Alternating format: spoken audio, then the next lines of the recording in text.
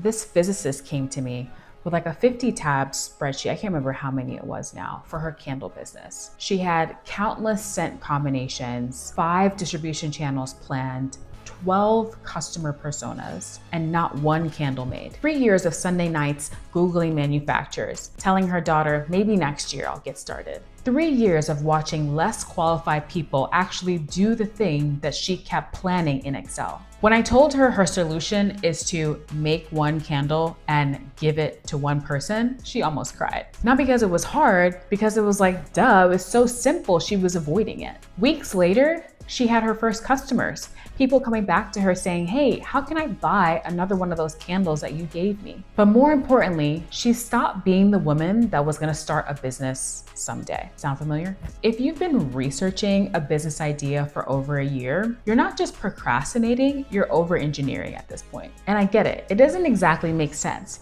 Your strategic mind, your analytical brilliance, all the things that make you absolutely exceptional at your job, they're the exact things that are keeping you from starting. While you're over there planning the perfect business, somebody with half your intelligence is actually building a business. I'm Ayana. I help brilliant women stop planning and start building. After launching products for Fortune 500 companies and then becoming a co-founder and chief product officer of a lifestyle brand, I realized something pretty painful. The very skills that made us successful in corporate, strategic thinking, risk analysis, stakeholder management, impeccable decks, become our prison when you're trying to build something of your own from scratch. So here's what's gonna happen in the next few minutes. I'm gonna show you exactly how your intelligence is sabotaging your simple business and give you a framework to finally move from perpetual planning to actual progress. You'll understand why you've been stuck, get your permission to build something embarrassingly simple, and get a 30-day plan to become the founder you've been promising you become. By the end of this video, you'll either start your business this month or finally admit that you never will. Either way, at least you'll be out of spreadsheet purgatory.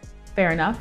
The fact that you're here tells me you've probably got folders full of research, competitor analyses, trademark searches, maybe even an LLC you formed 2 years ago that's done nothing but cost you filing fees. Every Sunday night, you revisit the plan. Every Monday morning, you're back in the cubicle. And every quarter that passes, the weight of this unlaunched dream gets heavier. Let's fix that today. Here's what's actually happening. You're not afraid of failure. You're afraid of starting small. In corporate, you launch with million-dollar budgets, cross-functional teams, and 18-month roadmaps. The idea of making soap in your kitchen and selling it on Instagram feels beneath your capabilities, and I get it. So you do what strategic minds do. You plan something worthy of your intelligence, complex supply chains, multiple product lines, omni-channel distribution, a business that needs your MBA to run. But here's the truth. Simple businesses make millions. Complex businesses cost millions, and they die in spreadsheets. That woman selling $65 face oil from her website, she's not dumber than you. She just didn't need her business to prove how smart she is. But here's the truth. I'm gonna tell you what nobody else is willing to say. You're using complexity as a crutch. If the business is complicated enough, you can justify why it's taking so long. If it requires enough analysis, you can explain why you haven't started yet. The more complex it is, the more you feel like it justifies your MBA and why you haven't made any money. But your daughter's looking at you and doesn't care about your distribution strategy. She cares to know that mommy does what mommy says she's gonna do. If you're feeling attacked, stick with me because we're gonna work on this block together. Let me show you exactly how your corporate training and your fancy degrees are sabotaging your chance to be successful with a simple business. 1, the analysis paralysis loop. You've been taught to minimize risk through research. But in startups, research without action is the risk. Every month you spend in analysis is a month you're not learning about actual customers. Then there's the perfection prerequisite. In corporate, you get one shot at the board presentation. In entrepreneurship, you get infinite shots at iteration. You don't have to get it right the first time. But if you're still acting like someone's grading your first draft, you're gonna be stuck in trying to make it perfect. Then there's the scale obsession. You're designing for 10,000 customers before you have 10. You're solving distribution problems before you have demand problems. You're building Amazon before you even sold on Etsy. It's mind-blowing to me how women are trying to build these huge, complex businesses, sink crazy amounts of money just to prove something to themselves. You don't need to have a huge business to be successful. Now, here's what corporate and your fancy degrees didn't teach you. Sophistication isn't about complexity. It's about clarity. The most sophisticated business move you can make is starting before you're ready, making one product, serving one customer, solving one problem. Your fancy big brain wants elegant systems, but your business needs messy action. And I know this is hard because you spent 15 years building an identity as the most prepared one, the thorough one, the one who sees around corners and prevents problems. Starting a simple business feels like betraying everything you've become, like admitting your expertise doesn't matter, like telling the world your MBA was a waste. I met a woman at an event who said she wished she had met me when she started. She was a marketing major at a tech company who wanted to start a size-inclusive clothing line for girls. She spent 2 years building brand architecture before making a single sale and a single outfit. You know what really got her started? Her 7-year-old daughter asked her, "Mommy, when can I wear your clothes?" She made her first piece that weekend, found a local seamstress and made a prototype, posted it on Instagram from her personal account, got 3 orders from other moms she knew. And while before she did that, she thought selling on Instagram would feel too small, she said after that first sale, she was like a new person. She could finally be a confident founder. 9 months later, she had her first wholesale order. But more importantly, her daughter now draws new designs with her instead of watching mommy stare at a deck. That's the transformation that I'm talking about. Not from employee to millionaire, but from dreamer to doer, from someday to today. Here's the framework that breaks the overengineering trap. One product, not a product line, one thing. The physicist that had all those scent combinations, she launched with lavender. That's it. One scent. Once that worked, she added more. Then you want one channel, not omni-channel, one place to sell. Start with Instagram DMs. Not a website, not wholesale, just DM me to order. And then one message, not a brand platform, one problem you solve. When you're starting out, nobody cares about your brand values. Sorry. Focus on one message. Vegetables that picky eaters actually eat. Clothes that actually fit your growing girl. Everything else can wait. This isn't your forever strategy. This is your starting strategy. You can add complexity after you have customers.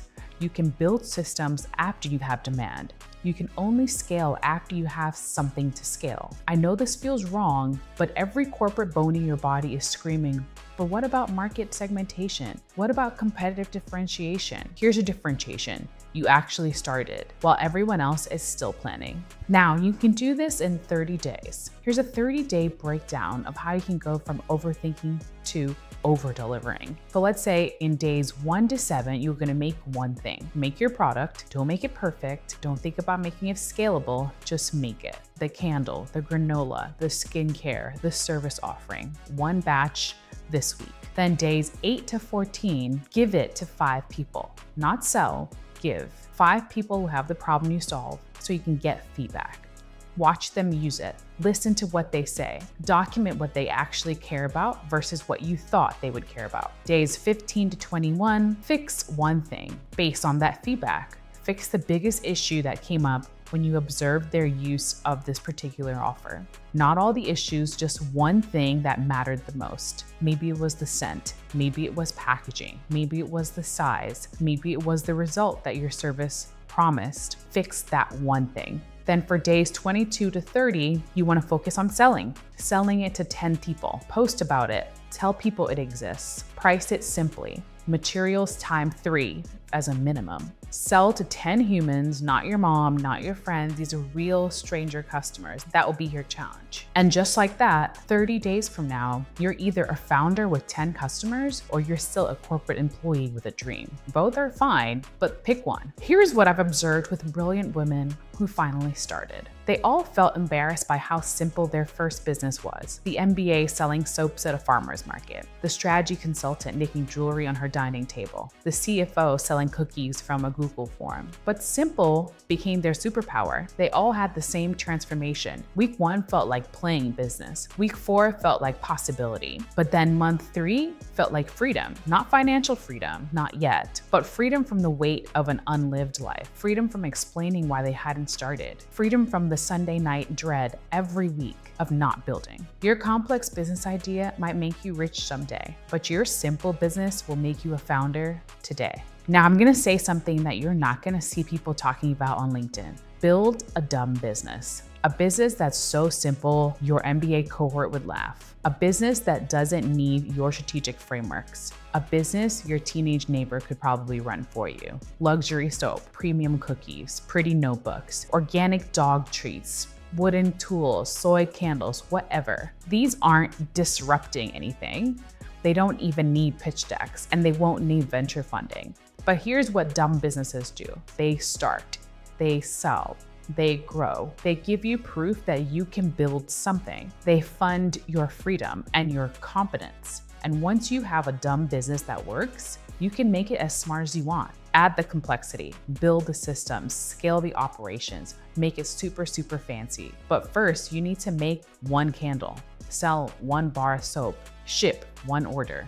You need to stop being the brilliant woman planning a business and become the founder that's running one, even if it's embarrassingly simple.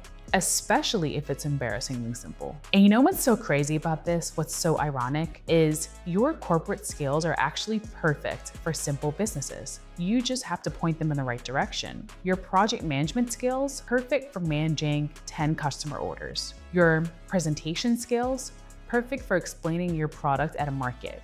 Your Excel mastery, perfect for tracking your first 100 sales. You know what corporate professionals do that scrappy entrepreneurs don't? We deliver when we say we will. We respond professionally to emails. We track our numbers. We follow up. We present ourselves well. We solve problems systematically. These basics put you ahead of 90% of small, simple businesses. You don't need to build Amazon. You need to be reliable with soap. You're at an inflection point right now. You can close this video, go back to your spreadsheets, add another tab, research another supplier, plan another product variation. You can spend another Sunday night Googling how to start a business while your family watches Netflix in the next room. Another year telling yourself, oh, when the things calm down. Or you can decide that done is better than perfect, that founder is better than planner, that showing your kids what building looks like is better than telling them about your dreams. If you're ready to stop overthinking and start building, the Kitchen Counter CEO Playbook gives you the exact framework to launch your simple business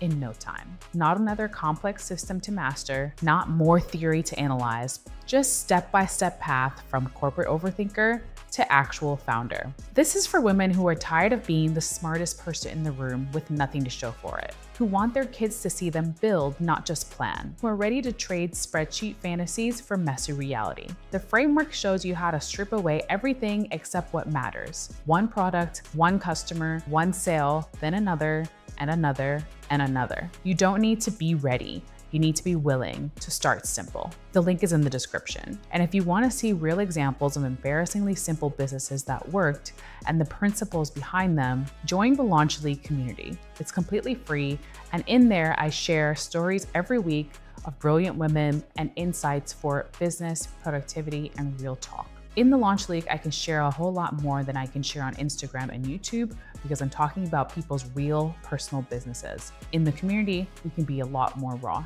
Your kids don't care that your business is sophisticated. They care that mommy did what she said she was gonna do. Your future customers don't care about your spreadsheet. They just care that you made something that solves their problem, finally. You don't need a business worthy of your MBA. You just need a business worthy of your dreams. So please, start dumb, build simple, become the founder you've been planning to be for 3 or more years. And I get it. Your brain wants complexity. Your brain wants elegance, but your life needs messy progress. Make the candle, bake the cookies, draw the dress. Now, this weekend, not someday. Let's get you promoted to founder.